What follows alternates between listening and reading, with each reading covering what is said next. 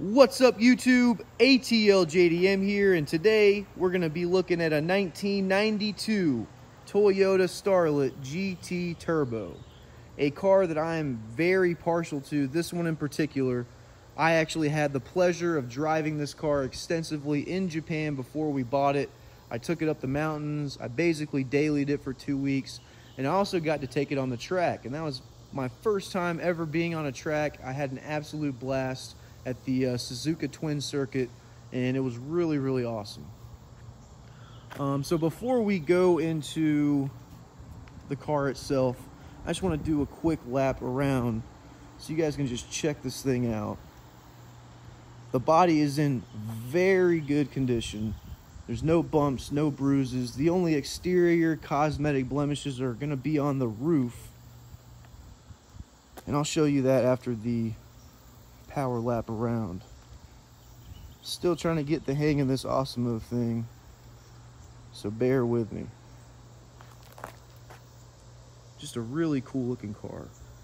These Starlets, we did get these Starlets over here in the States. Unfortunately, they did not come with turbos. We got the boring grandma versions.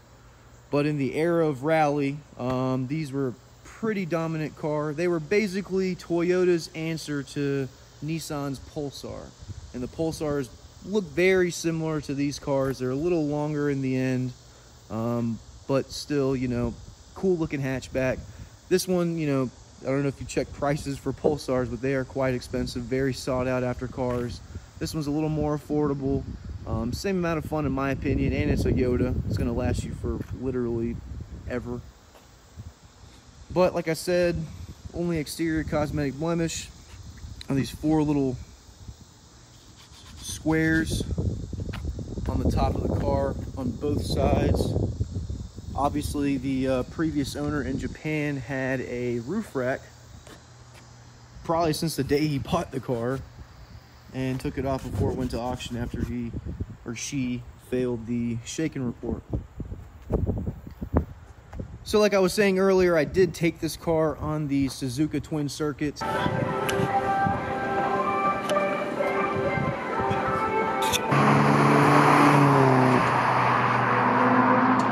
I did not do my due diligence in really focusing on a really good YouTube video. All the footage I have is literally me just blaring an Initial D and just really having fun. I do apologize for that. I'll add some of those clips in the end. The next time I'm there, I'll make sure to actually, you know, converse. I was kind of more just, I don't know, overwhelmed by everything going on. I mean, I was getting passed by Lotuses, Cappuccinos, 8.6s. I mean, I was just really enjoying myself, and I should have just been doing a better job at work. But you live and you learn, I guess, you know? That's really the only exterior cosmetic blemish. If you look at the paint itself, the paint's in this really cool black metallic flake color. I'm a really huge fan of it. And you got those super JDM stickers that literally just scream JDM. It's on both sides. I'll show you.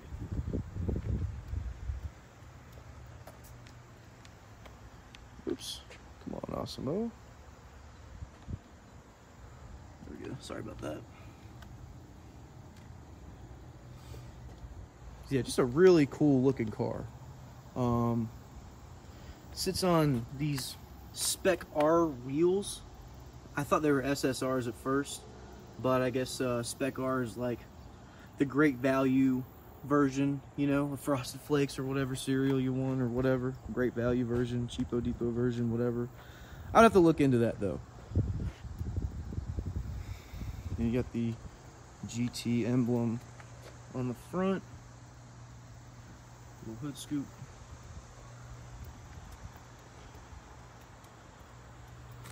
Starlet stickers on the side. They're in pretty good condition considering the age. And just so you remind everyone what you're driving.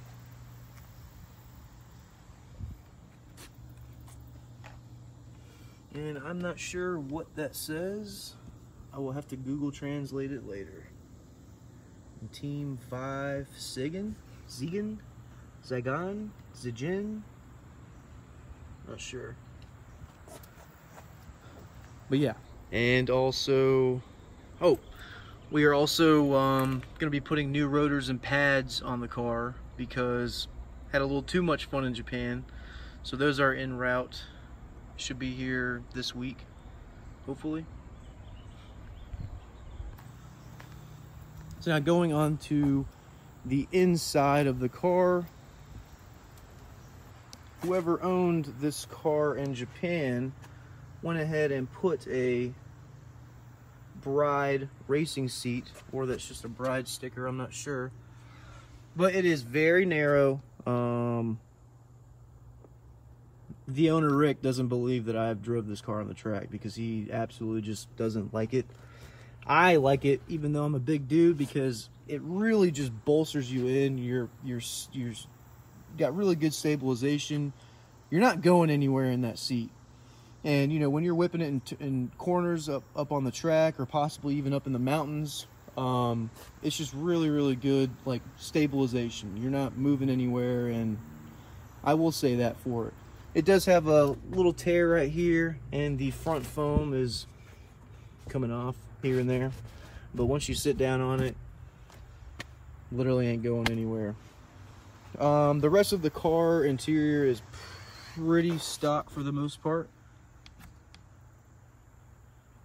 I actually would prefer these seats more, but it is what it is. Oh,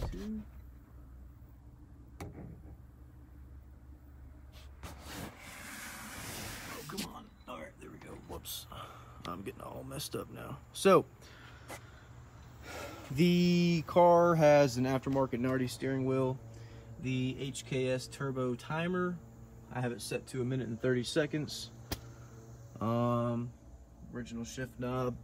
I was lucky enough to have an aftermarket stereo, but remember, even if aftermarket stereos are installed in Japan, they only go up to 900 FM. So luckily this one had a USB and an auxiliary port, so I was able to listen to some music.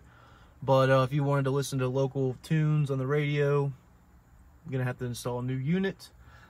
The air in this car is ice cold, very big plus, and you actually have a cup holder. Awesome. Road flare that came stock in a lot of Japanese, all Japanese cars really, and it's just a really clean inside too. I mean, aside from the giant Godzilla behemoth seat that was made for a small Japanese man, all in all in good condition. Obviously this floor mat's got some wear and tear because, you know, when you're driving, but they are the stock floor mats on both sides. I'm pretty sure those are some aftermarket pedals too. Yep. Also has a drifting handbrake for some reason. Not too sure why, but that is there. The car has 128,722 kilometers, which is 79,984 miles. Might as well just call it 80,000 miles. And I guess I'll pump the trunk so you guys can check that out. Now you got these original car Toyota speakers that came with the car too, which is pretty awesome. I've heard those are rare. I can't confirm that, just going by word of mouth. But look, through the back here, you can tell the difference in seats. Like I said, the interior is just really clean, really nice headliner. Oops. Pretty good amount of trunk space as well. These could be tied up. They need to be, yeah, they need to go back up. That's an easy fix.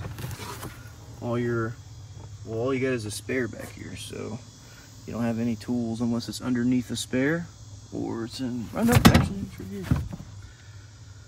In this cubby over here, if I can get the damn thing to turn. Come on, bro. There we go. There, boom.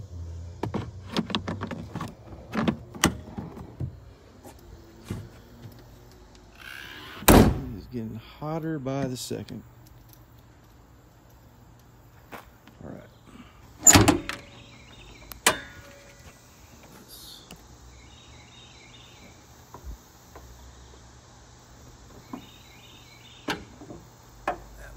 lot easier with the camera, but it's all good. Okay, so 1.4 liter, you got some coilovers, front strut brace, 1.4 liter, 4-cylinder, turbocharged, front wheel drive. Still a lot of fun. Brand new battery, Miata batteries. You just gotta change the nipples. A really clean engine bay.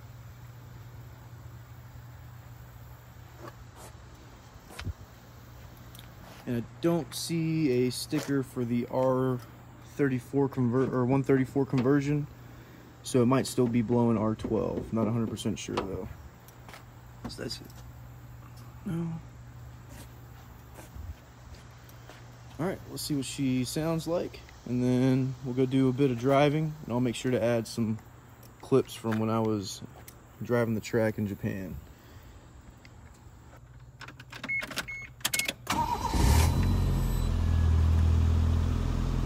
Turned right on. Oh, it's also got the 2-mode turbo,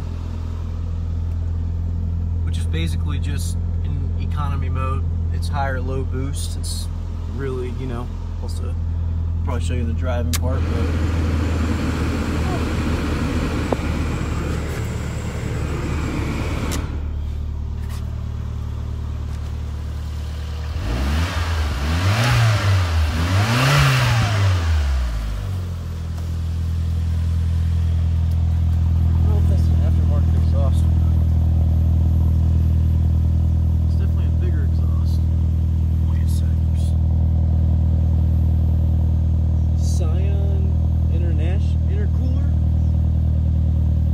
it's 5Z Gen intercooler. So whatever this is, 5Z Gen, that is the aftermarket exhaust that's on that car. I've never heard of that brand, so if it's a popular one, I'm sorry, I guess.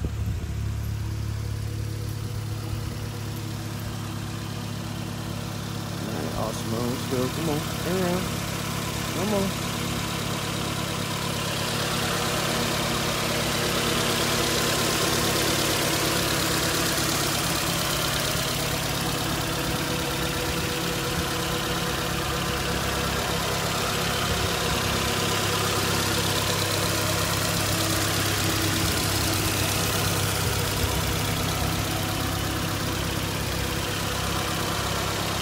But yeah, all right. Well, I'm gonna go do some driving. Actually, I'm gonna shoot like 4 or 5 more videos. Mr. Alto over here. Some more back there, but I'm gonna go do some driving later on eventually, and then add some of those clips from the track. Our Starlet. It's been a couple days since I shot the walk around video for the car, so I can't exactly remember what I went over during the walkthrough, but just to kind of give you an idea of how I feel in the car right now. Like I said, the aftermarket seat is very tight, but you know, it's bolstering me down. I'm literally not going anywhere. I had to take everything out of my pocket because I can keep them in my pocket in the seat. It's just not very comfortable. And yeah, let's just go take this thing around the block real fast. Still waiting on brake pads and rotors, so I'm not going to be doing anything too crazy. Turn on the air. AC is very cold. Hopefully the sound doesn't kill the video. And I'm also going to put some clips from when I was in Japan driving this car around too, so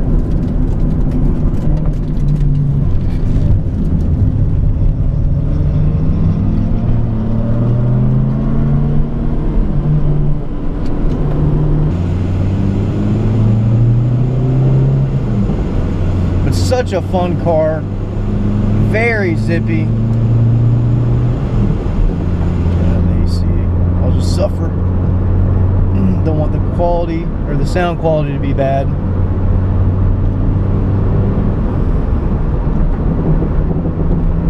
can kind of hear a little bit of grinding from the brakes, but those should be fixed by the end of this week.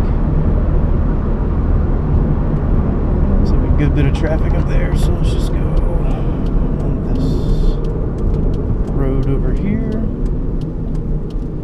A little hot in here. But yeah, I mean, like I said, this car is so much fun to drive. It's really underrated. I've actually mentioned it to some people who were shopping for Pulsars and stuff like that, and they're like, I don't want a Starlet. And it's like, well, why not? They're cheaper, they're just as fun, Toyota reliability, and I mean, this thing is super peppy. Shifts out really good, really smooth, quiet. Suspensions are really good on here as well.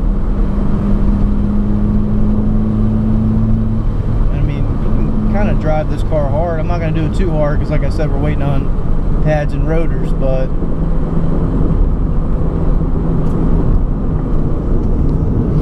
Jesus, take up the whole road, my God.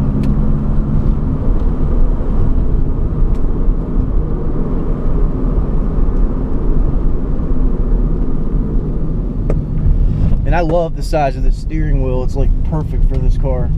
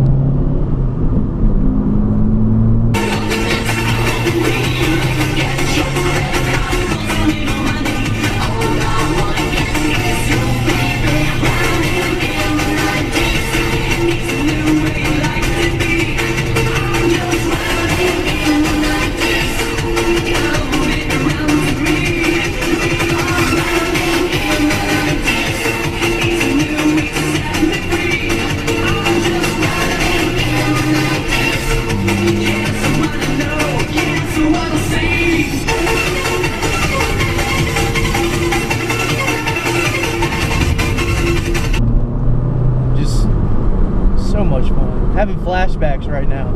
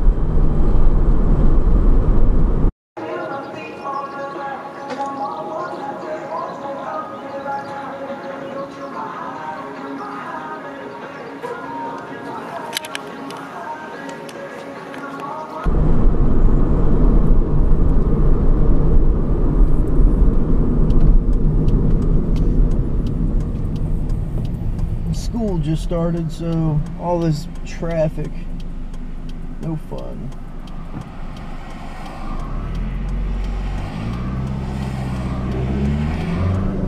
Alright guys, hope you can hear me. So we're getting to the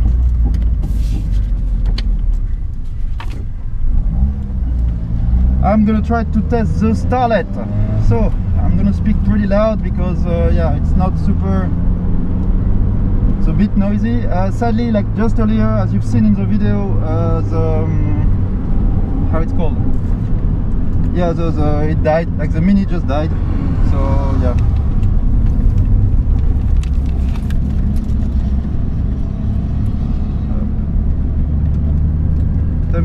good. So we're gonna see. So I'm not going to push this one too much.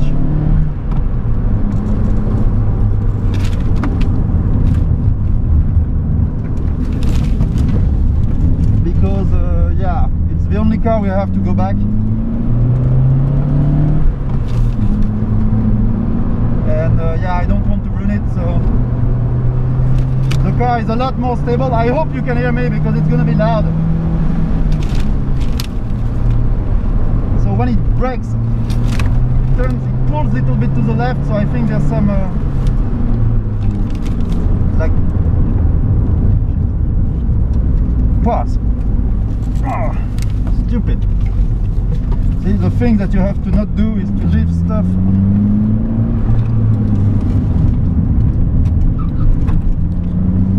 Like that in the car.